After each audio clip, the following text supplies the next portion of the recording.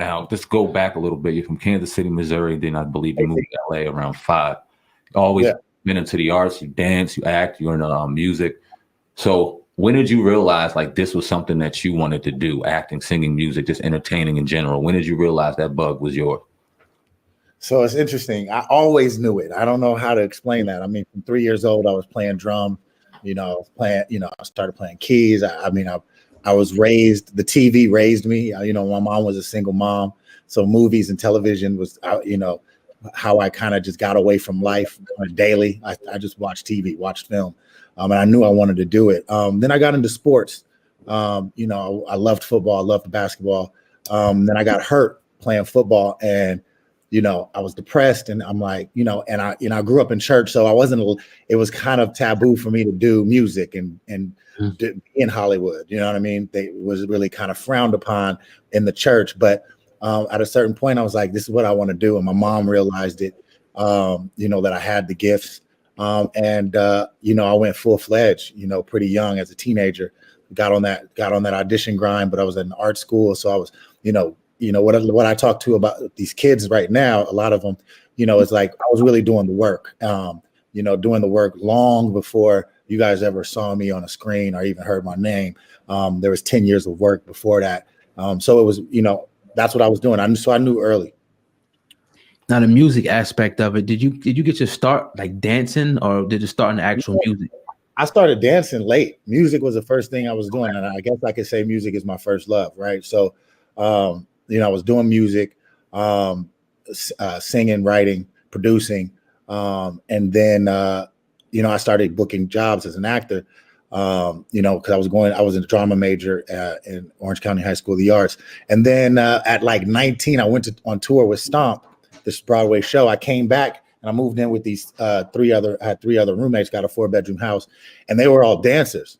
They were dancing for like everybody, Janet, Celine Dion, TLC. And I'm like, bruh, y'all making some bread. I'm like coming off Broadway, like sitting at the crib with the little bit of money I saved up.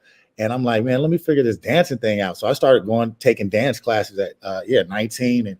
And then I shortly after that, I started teaching dance. And that's really helped me get better as a dancer, teaching it. And then after I became a choreographer, I just started booking jobs as a dancer, ended up choreographing for Britney and working with, Brandy and, multiple artists. And so it was, Ashanti, and the list goes on. But so I started dancing late, but it was definitely a tool I needed. I didn't know, my future self knew it, that I needed that tool to be ready to, to have everything kind of come into the trifecta when I got Stomp the Yard. And was that your first movie role, Stomp the Yard? It wasn't my first movie role. It was my first lead role. Right. I did a movie called Accepted. I was a co-star in. Well, I was in War of the Worlds with Tom Cruise. They deleted my scene. That sucked. But I got to work with Tom Cruise. Got to work with Spielberg. I know. Yeah. And then, but I got Accepted, which was like the first co-star role. And then I did Save the Last Dance 2. And right after Save the Last Dance 2, I got Stomp the Yard, and the rest is kind of history. Now, Stomp the Yard, talk about that experience, because that's probably the first time I know I was introduced to you, and that movie was dope. You look at the Black college, look at where you came from, getting into a fight, losing your brother. It was just a real relatable kind of story. And then you get into the fraternity and you start to step in. So just talk about just the audition process, the overall movie, and your experience with it. Yeah, I talk about this in the book too. So it was crazy because I'm on Save the Last Dance 2. I'm not playing a dancer in Save the Last Dance 2. I'm like this DJ that, falls in love with this white girl who happens to be a dancer, ballet dancer, and I introduced her to hip hop. But the producer on Save the Last Dance 2 was like, hey, Sony's doing this movie called Steppin'.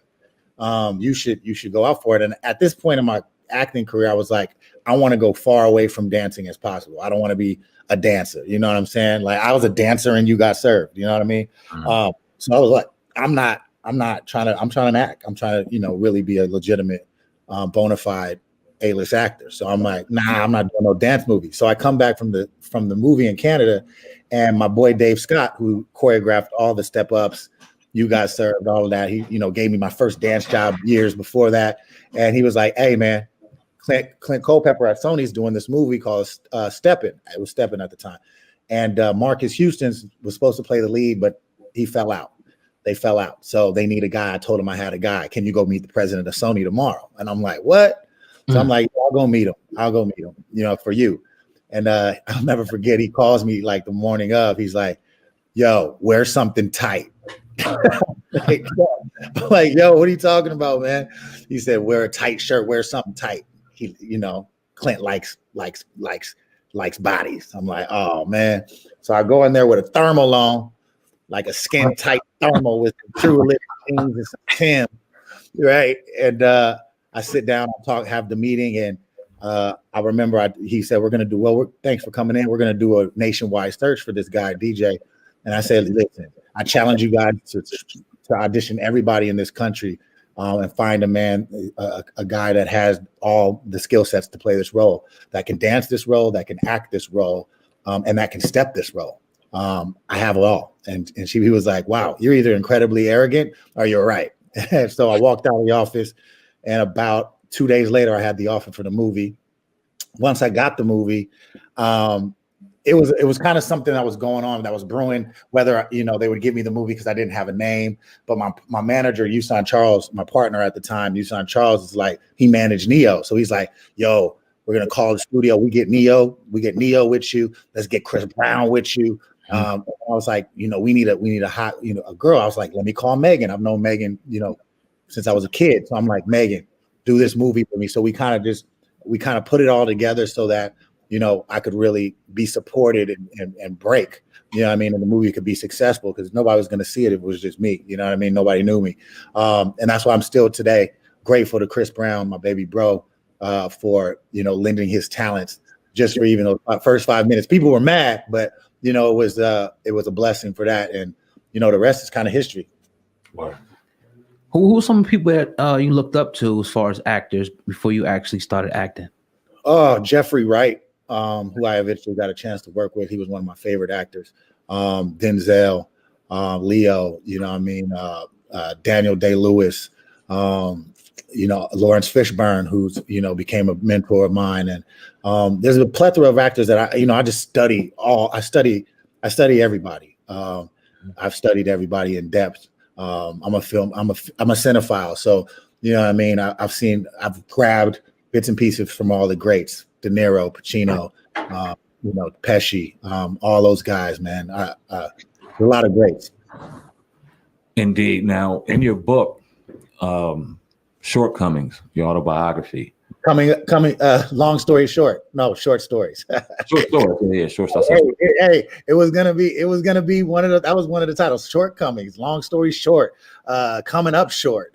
We landed on short story. Well, short stories. My apologies on that, brother, but didn't get to read the book, but I definitely did my research on it, and I'm intrigued, man, because you talked about some dope stories.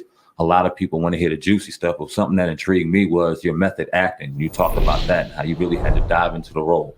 You talked about getting into the role of Little Walter and being that man and introducing yourself as Little Walter and just becoming that person, and how we kind of are articulated to the Joker and what's my man's name? Damn. Heath Ledger, Joaquin Phoenix. Yeah, Heath Ledger with Joker, and how they kind of just became that person. Talk about that method acting and how that kind of is a different kind of level of acting, and then that role, Little Walter, and what that did to you. Yeah, man, it's an interesting thing. So, I was on a movie. I was doing a movie called Armored with Lawrence Fishburne at the time that I got. Oh, I think that's my air fryer. All right.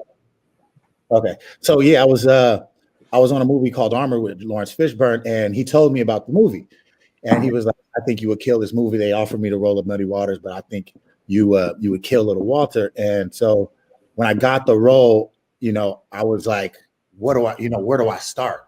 I asked him, I'm like, where do I start with this guy? Like, he's so complex, but there's not a lot out there for me to, like, Martin Luther King or Malcolm X or Mike Tyson or, these legends. You can go and, like, there's tons of interviews. There's tons of, footage of them.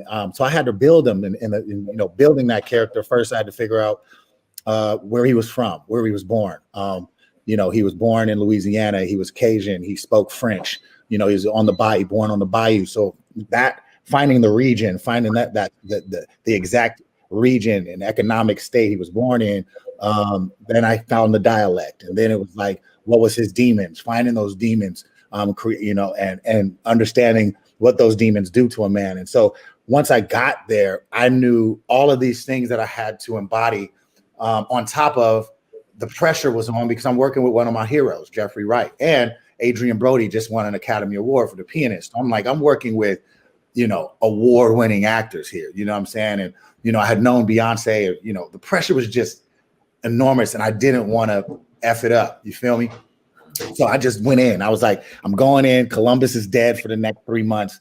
Little Walter lives. And I just dedicated myself to that. And it was, part of the thing with that is doing things that I heard that he did. He drank a bottle of Jameson a day. So I started drinking. I was drinking Jameson. You know what I'm saying? I really wasn't a drinker before that. And started drinking Jameson. I never broke dialect. I mean, even when I was at the hotel or, for the entire 3 months, I was speaking like Little Walter to everybody. And, so doing that, it takes 21 days to make a habit. So doing that for over 40 days, by the time I wrapped, it was like I was so deep in this guy, like possessed almost by Little Walter, that it was like when it was time to let him go, I let him go, but there were still things that were still attached. And that's the danger of when you go in too deep, I think. I think like with Heath, it was, Jack Nicholson warned him about Joker. And going to that dark side. So when you go to a dark place as an actor, you're fully committing your body, your mind, your spirit to that. There's a very dangerous thing. So, Denzel said something wisely at one time. It's like everything it takes to get into a character, you need to put that same time in to get out of the character healthfully. You know what I mean? So that you can go back to being a normal human being. Do you ever fear any going back into that again with another role, or do you have like a plan now? Now I have a plan. Now, I trust myself, my abilities to be able to get in and out. It was the first time I'd been challenged in a major way. And early in my career, right? You know what I mean? I had done, DJ wasn't a big challenge, I can't say. You know what I mean? It was like, this is me. This is what I can do. And Little Walter was like, I really have to go in. We're trying to get trophies. I got to go in. Now I have the ability, I trust my craft. I've had a lot of reps. I call them reps. Like, I liken it to a quarterback who, you got a quarterback that's the backup quarterback, not getting a lot of reps. He gets in the game. He might throw a few picks, but once he becomes the starter, he's getting all those reps in practice. He gets on the field. He's more comfortable with the offense and less mistakes, less turnovers. And that's the same thing I've applied to me as an actor. Is like, having those 3 seasons on Scandal and being able to, just work on my craft and tune my instrument in ways that it wasn't all the way that tuned mentally, physically, spiritually. Now I'm much better equipped to go into the certain places and find my way back healthfully with my right mind. Word. We've never seen you on screen disrespecting Black. And what I mean by that is there's always been a sense of pride, even though you may have said it, but Stomp the Yard, This Christmas, Scandal, Cadillac Records, it's always been like pride, even though you don't necessarily have to say it. Do you kind of keep that in mind when you pick certain roles in Hollywood, pick certain roles in movies, or even when you kind of articulate yourself on screen and bringing a little bit of Columbus Short out as well? Like, is that like something that you hold and kind of keep in mind? Absolutely. That's interesting that you said that, because look, Black people are interesting because we speak 2 languages, even if we, I'm not talking about Spanish and English. I'm talking about we have our business dialect, right? How we talk to the business, the CEO, and then we have the how we talk to our family, how we talk to our homies, how we talk to our friends.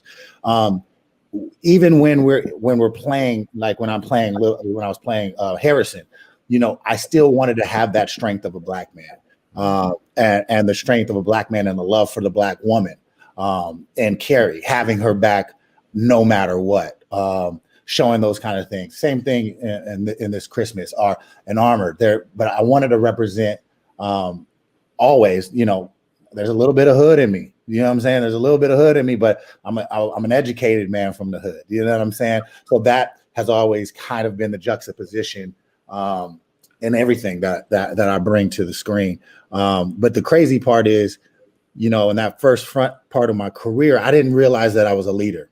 I didn't realize I was, that I had to be an example. I don't know if that makes sense, because I was working, I was just on the grind, not, people see my movies. I kept my personal life private.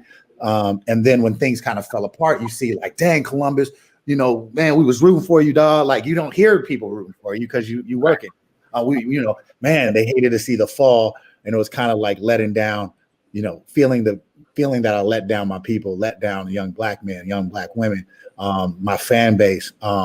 It really put me in a really different headspace about the responsibility of being a star, of being there. I always used to shy away from saying star or celebrity or, but it's the facts. And once you are that, especially now, thinking back on, Martin Luther King and what he was doing, he was an actual leader. We're in a leaderless society now, but we're not in a leaderless society. All the people that are in the forefront, athletes, musicians, actors, it's our responsibility to help guide those that are looking at us and be an example, not be in jail, not be in trouble, carrying ourselves and conducting ourselves like a leader should. And so, that's really where my mindset is now, as opposed to where it was then.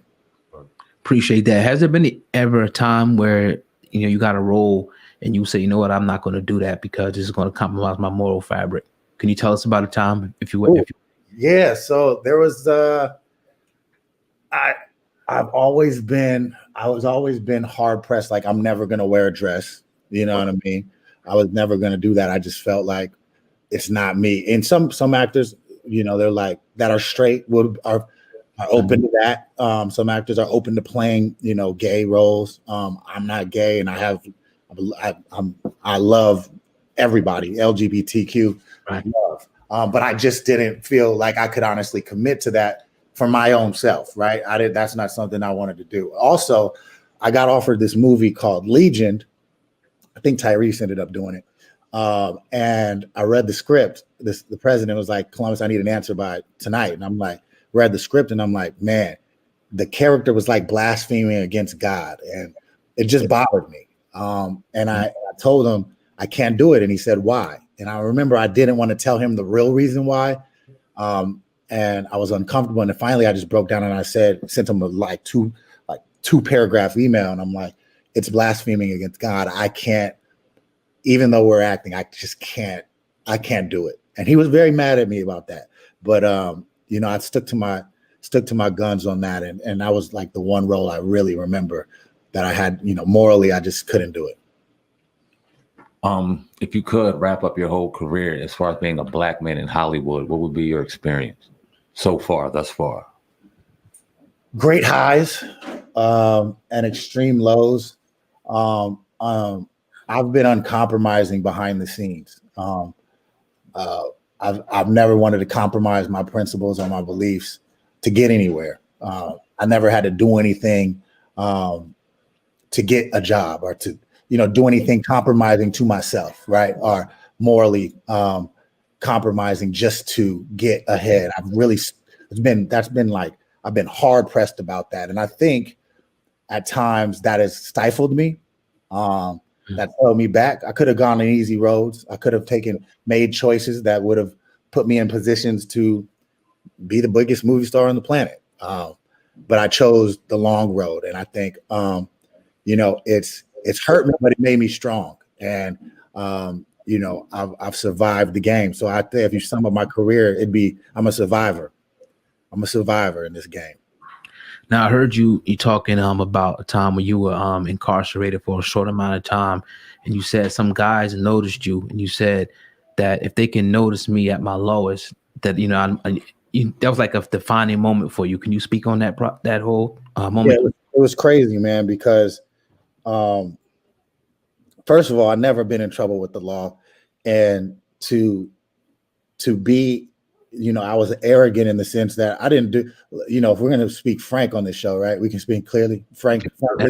Please do. My ex-wife accused me of abusing her, and you know what I mean? And that I've never abused a woman in my life. And so my arrogance was like, I'm not going to respond to this. This is ridiculous. I'm not going to, and I thought I was big enough, big enough not to let it affect my career. And I was completely ignorant on that note. You know what I mean?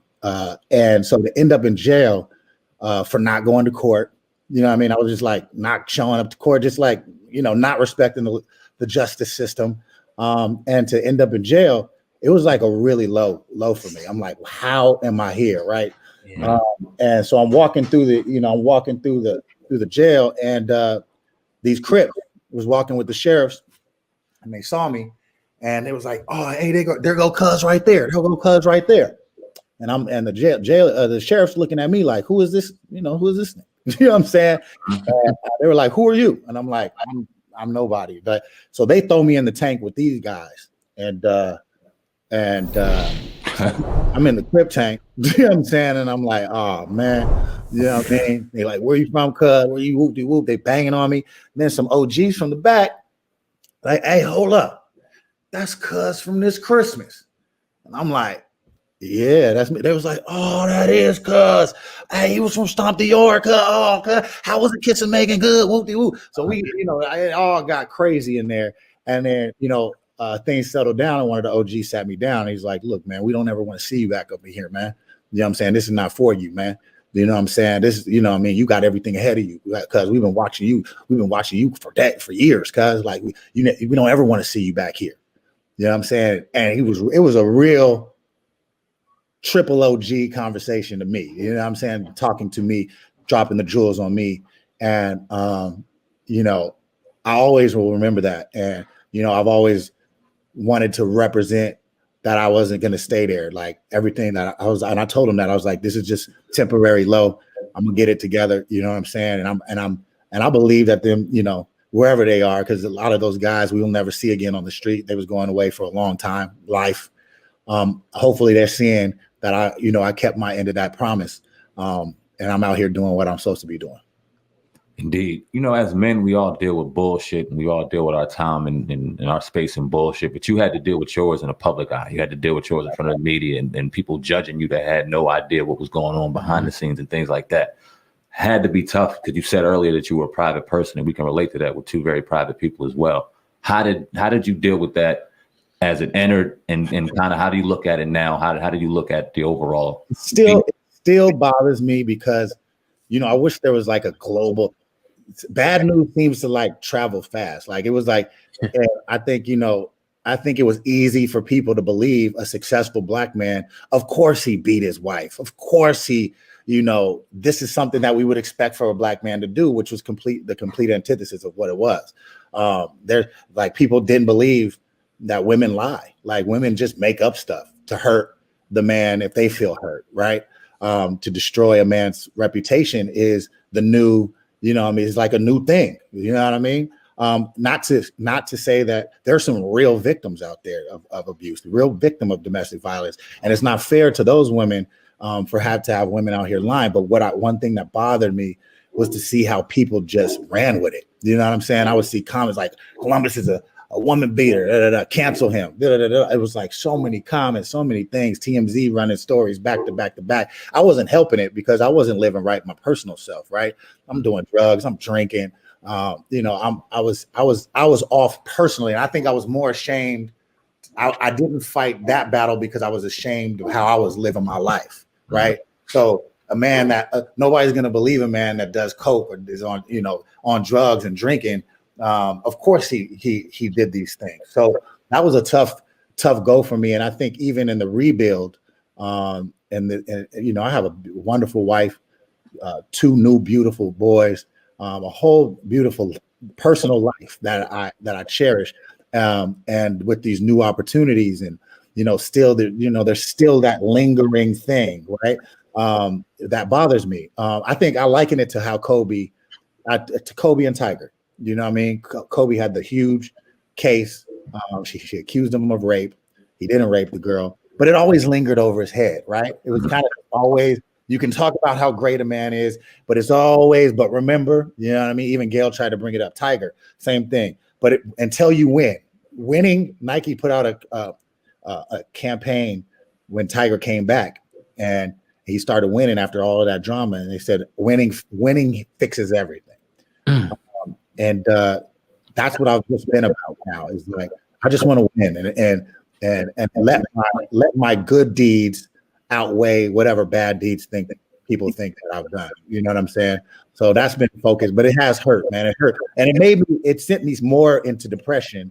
Hearing people that were supporting me, people that my fan base turn off of something that was not true. It really hurt, and it kind of sent me more into depression, more into the bottle, more into drugs. You know what I'm saying? And until one day I was like, you know what? I can't. There's no way I can live like this. This is not even me.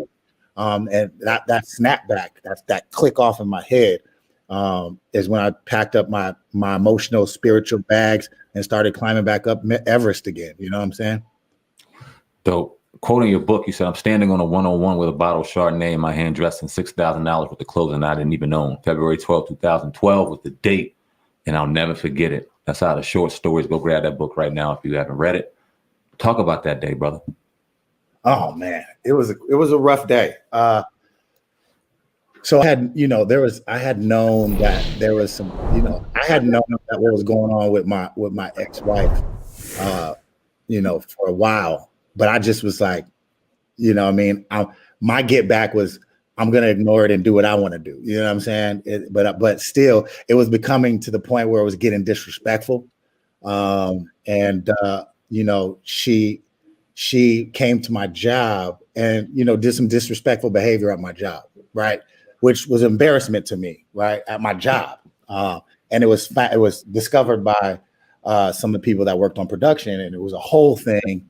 And I just was so embarrassed, bro, like to the max. And I was like, had been working, 16 to 18 hours a day, 5 days a week, you know what I mean? And I was tired. And I was like, I was tired of it. I was tired of, if this is what comes with this success, then I don't want it. I had that day breakdown. I had that Dave Chappelle like breakdown day. I just walked off the set after I found out the information, and I grabbed that bottle of Chardonnay. I had my wallet in my hand, and I started walking toward the 101. You know what I'm saying? And I was like, when I get there, I'm gonna get a cab or something. I'm gonna go to the airport and I'm gonna disappear. Thankfully, for the Scandal family, Kerry Washington, Darby, and Katie, they pulled up. The transport van pulled up on me, and they were like, "Columbus, get in the van." You know what I'm saying? Get in the van. It's gonna be okay. We love you. We're here for you. You're not by yourself. You're not alone. And I think that day, really, really saved me from doing something stupid, not killing myself, but just, doing something stupid. It was crazy. But were you brought back to Scandal for the last couple of episodes? I didn't get to watch it with my wife, but I did season 1 through 3. So this was season 2. This happened, and I did, season 2. This happened. Nobody knew this after that because it's in the production report. Columbus is walking down the street with a bottle of Chardonnay. The Disney, ABC, the president of ABC Disney, he's like, we love him. Clearly he has a drinking problem. Let's let him go to rehab for 30 days in the off season. And if he doesn't go, he can't come back for season 3. Gotcha. I went to rehab for 30 days in Arizona and Tucson, the same place Tiger went, and came back, did season 3, and then finished season 3, moved into a new house, and ended things with my ex-wife. She got upset. She was furious that I was like, it's over, you're done, get your stuff, get out. And that's what spurred the lie. That's what started the let's destroy him. You know what I mean? You're not gonna kick me out, and this is my house, and which it wasn't. I bought that house with my hard-earned working money. Yeah. But it was that, and that started. So when all that stuff after the end of season 3, I kick her out. Then she goes to TMZ and she goes to the police and makes up these erroneous statements, claims with no evidence, no physical evidence, no nothing, just saying she's scared for her life, this and that. That gets to TMZ. The TMZ report, I get a call from the president of Disney, that this is a bad look, and we're not going to be able to renew your contract. And the crazy part is, it was my contract year, so I was about to, I was about to really get get paid. But real quick. yeah, and which my ex-wife knew, you know what I'm saying? So it was all unfortunate. And I was angry for a long time about all of this, but anger was blocking me from receiving new blessings. So I had to let all that go so that I can get it all back tenfold. You know what I'm saying? Or to get back. Nah, we definitely appreciate it though, man. What's on the horizon for you coming up in the next few months, if you care to share with the people? Yeah, so I got True to the Game 3 coming out May 3rd, which I'm excited about. I just finished playing Martin Luther King in a biopic with Lettucey. Who's playing Mahalia Jackson. It's called Remember Me. I'm not sure when that's coming out. I'm show running a new series called Amanda. I got a 10-episode order, so I wrote 3 of the episodes. I'm directing most of the episodes. It's great to be behind the scenes, kind of doing the Shonda Rhimes thing, right? Executive producing and show running. I'm in development on a series about with the Mike Tyson. So I got a lot of things cooking, man, and I'm praying for other opportunities to get back in front of the camera and really be challenged again. Really get deep in my bag. Talk about that Martin role real quick. How deep did that role go? Because there's a lot of stories about Martin that we heard now that we didn't know back then. So how deep does that role go? It goes deep. I mean, there's things that you didn't see with the relationship between him and Mahalia and how much she influenced Martin. Like, I think you get to see, like, if Martin wasn't married to Coretta, he probably would have been married to Mahalia. You know what I mean? Like, she was paramount in having his back and pushing him to, even write the I Have a Dream speech and do that speech. She was a confidant and a really good friend. So to see their relationship, it's really from that lens.